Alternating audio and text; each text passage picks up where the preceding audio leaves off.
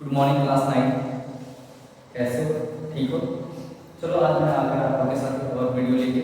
आपका चैप्टर जो था cell the fundamental unit of life, उसी का पार्ट 3 था। क्या लेके आया? पार्ट 3। और आज मैं जो वीडियो रिकॉर्डिंग कर रहा हूँ, तो आज के दिन कौन सा दिन? तो आज है गुरु पूर्णिमा। क्या है? गुरु पूर्णिमा। तो बच्चों, गुरु पूर्णिमा का तो अपडेट मैंने पहले ही वीडियो में दे दिया, लेकिन आज मैं सिलेबस का रिकॉर्डिंग वो कर रहा हूँ आगे। अब इसमें एक क्वेश्चन आया था cell the fundamental unit of life में कि what is living organism made up of. तो आपको तो ये पता ही है कि जो हमारा बॉडी है वो किससे बना हुआ है? सेल से बना हुआ है। तो हम भी लिविंग ऑर्गेनिज्म, वैसे ही बाकी सारे लिविंग ऑर्गेनिजम्स भी क्या चीज बने हुए हैं? सेल से बने हुए हैं।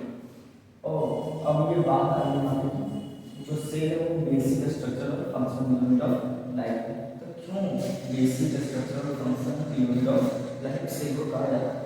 इसलिए कहा जाता है कि आप एक लॉजिक समझो कि जो आपका बॉडी वो कई सारे सेल्स जब आपस में मिले उससे क्या बना आपका बॉडी। तो ये बेसिक स्ट्रक्चर बना, क्या बना रही है? हमारा स्ट्रक्चर बना रही है, इसलिए इसको बेसिक स्ट्रक्चरल यूनिट कहते हैं। अब फंक्शनल यूनिट क्यों कहते हैं? क्योंकि हर एक सेल है वो सारे काम कर सकता है जो एक लिविंग ऑर्गेनिज्म कर सकता है, इसलिए इसको फंक्शनल यूनिट ऑफ लाइफ भी कहा है। अब आगे समझो कि जो आपके टॉपिक में दिया हुआ सेल थ्योरी, क्या दिया हुआ? Cell theory. तो सेल थ्योरी को देने वाले दो साइंटिस्ट थे मिलकर, दो साइंटिस्ट ने अपना अलग अलग बात रखा और उसके हिसाब से क्या बना? Cell theory. तो देखो, पहला साइंटिस्ट का नाम मैथियस स्क्लीडेन। मैथियस स्क्लीडेन, ठीक। वो क्या थे? एक बॉटनिस्ट थे। कहाँ के? जर्मनी के। तो उन्होंने 1838 ये बताया हुआ क्या जो प्लांट्स हैं वो बने हुए किससे? सेल से, ठीक है। अब उसके बाद एक और साइंटिस्ट आया जिसका नाम है थियोडोर शॉन। थियोडोर शॉन वो क्या है? जूलॉजिस्ट है। क्या है? जूलॉजिस्ट। तो कहाँ के? वो ब्रिटेन के। कहाँ के जूलॉजिस्ट है? ब्रिटेन देश के। उसको बोला जाता है इंग्लिश जूलॉजिस्ट, या फिर ये बोल सकते हैं वो इंग्लैंड के। इसलिए इन्होंने क्या बताया? सारे एनिमल्स जो है वो किससे बने हैं? सेल से। देखो यहाँ पे कंफ्यूजन आपको ये चीज होगा कि किसने प्लांट के बारे में बोला था, किसने एनिमल के बारे में।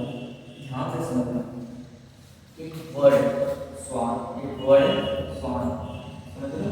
तो ये वर्ड स्वान, आपको इतना तो पता होगा कि एक बर्ड क्या है? एक बर्ड है जिसका नाम है स्वान, जो पानी में रहती है, आपने देखा होगा। तो देखो वो क्या चीज से रिलेट करता है? एक एनिमल से। एक बर्ड जो है वो एनिमल के अंदर ही आता है, इसके अंदर एनिमल किंगडम के अंदर, इसलिए वो एनिमल के अंदर है।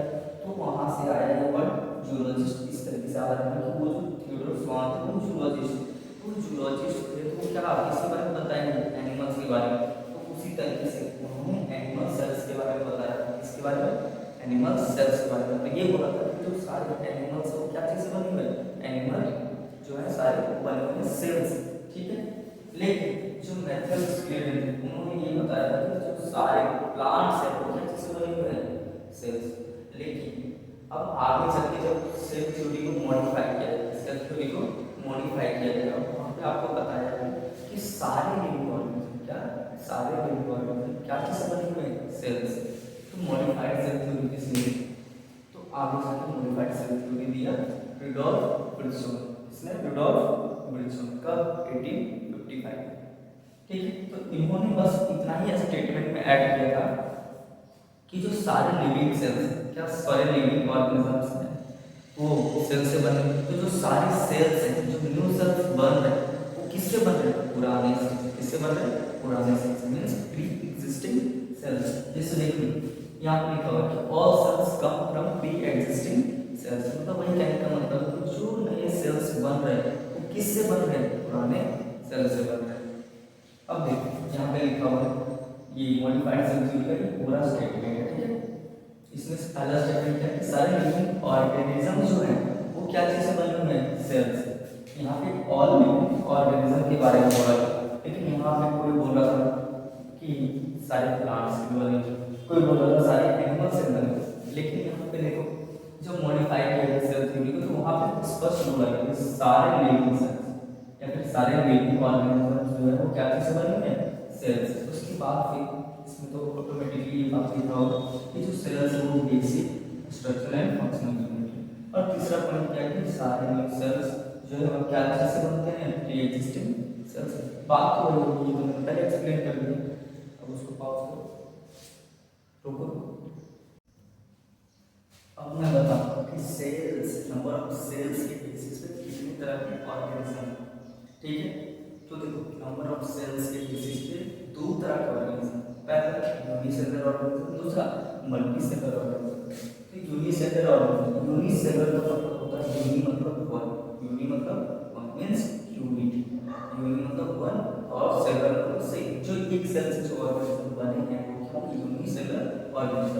अब मल्टीसेलुलर, मल्टीसेलुलर मतलब मल्टी मतलब होता है मेनी और सेलुलर मतलब सेल्स। तो बहुत सारे सेल्स से जो मिलकर ऑर्गेनिज्म बनेंगे क्या बनेंगे, मल्टीसेलुलर ऑर्गेनिज्म। अब देखो जो सिंगल सेल, मैं पहले बताया था सिंगल सेल भी वो सारे काम कर सकता है जो मल्टीपल सेल मिलकर करेंगे। जैसे देखो यहाँ पे साफ सुथरा लिखा हुआ स्टेटमेंट, ये जो सिंगल सेल से वो परफॉर्म करेंगे सारे लाइफ फंक्शंस, मतलब जो चीज जिंदा रहने के लिए आपको जरूरत है वो सारे फंक्शंस करेगा, ठीक है। जैसे मूवमेंट, जैसे खाने वाला, ठीक है, रिप्रोडक्शन, हर चीज कर सकता है। तो इसका यूनिसेलुलर एग्जांपल है बैक्टीरिया, एमोनिया, पैरामीशियम, और सारे भी माइक्रो ऑर्गेनिजम्स हैं जो इसके अंदर यूनिसेलुलर के अंदर आते हैं। अब आते हैं मल्टीसेलुलर। तो मल्टीसेलुलर में क्या होता है कि देखो यहाँ पे एक से ही सारा काम कर रहा होता है, लेकिन मल्टीसेलुलर में क्या होगा कि डिफरेंट सेल्स स्पेशलाइज्ड होंगे, अलग अलग फंक्शन करने के लिए, क्या अलग अलग फंक्शन करने के लिए। जैसे कोई सेल रिप्रोडक्शन में पार्टिसिपेट करेगा, कोई सेल डाइजेशन में पार्टिसिपेट करेगा, तो कोई सेल एक्सक्रीशन में सपोर्ट करेगा, ठीक है। तो इस तरीके से सबका फंक्शन अलग अलग है। जैसे एग्जांपल के रूप में यहाँ पे क्या है ह्यूमंस, तो मल्टीसेलुलर में कौन आते हैं ह्यूमंस, और दूसरे भी अदर दूसरे भी अदर ऑर्गेनिजम्स। तो इसमें प्लांट भी आ सकते हैं और एनिमल्स भी आ सकते हैं। आप ये नहीं कह सकते कि जो प्लांट है वो किसमें आएगा, एनिमल में आएगा, ये किसमें आएगा। तो ये बस बांटा गया है इस बेसिस पे, सेल के नंबर के बेसिस पे, प्लांट और सेल के बेसिस पे नहीं बांटा गया। इस बात पर कभी कंफ्यूज मत होना। ये यूनिसेलुलर प्लांट भी इसके अंदर आएंगे और इसमें मल्टीसेलुलर प्लांट भी आएंगे, मल्टीसेलुलर एनिमल भी आएंगे। इसमें यूनिसेलुलर प्लांट और यूनिसेलुलर एनिमल दोनों आएंगे। जैसे यूनिसेलुलर प्लांट का नाम होता है, ठीक है, या फिर जिसके अंदर सेल वाला होता है। तो देखो एक एल्गी है जिसका नाम क्लेमाइडोमोनास, ठीक है, लिख देता हूँ मैं, आप कंफ्यूज मत होना। यहाँ पे लिखता हूँ क्लेमाइडोमोनास,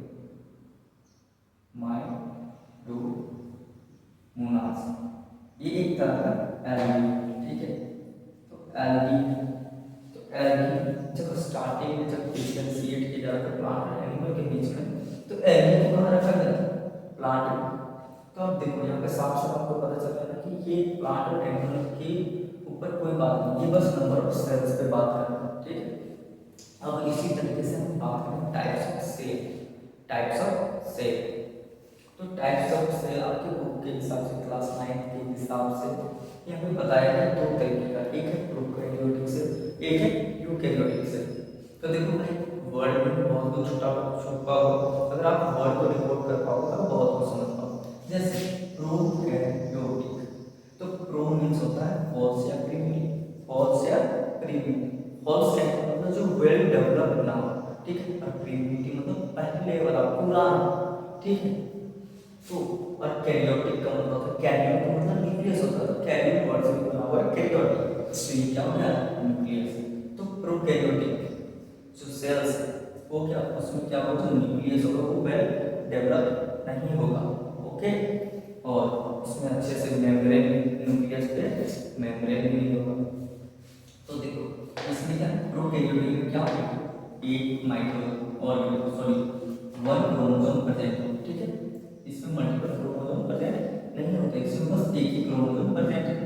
इसमें न्यूक्लियस भी अच्छे से डेवलप नहीं है, और जो सेल में मेम्ब्रेन बाउंड ऑर्गेनेल्स होते हैं वो भी प्रेजेंट नहीं होते, मींस सेम। और इनका साइज 1 माइक्रोमीटर से 10 माइक्रोमीटर के बीच में, कितना, 1 माइक्रोमीटर से 10 माइक्रोमीटर के बीच में होता है। अब आते हैं यूकैरियोटिक, कहाँ आते हैं यूकैरियोटिक।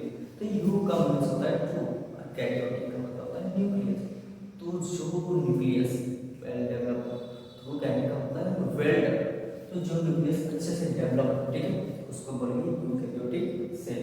अब देखो इसमें एक से ज़्यादा क्रोमोसोम, क्या होगा, एक से ज़्यादा क्रोमोसोम, और इसमें मेम्ब्रेन बाउंड ऑर्गेनल्स प्रेजेंट होंगे, और इसका साइज देखो ये 1 से 10 माइक्रोमीटर, तो यहाँ पे 5 से 10 माइक्रोमीटर इसका साइज, बस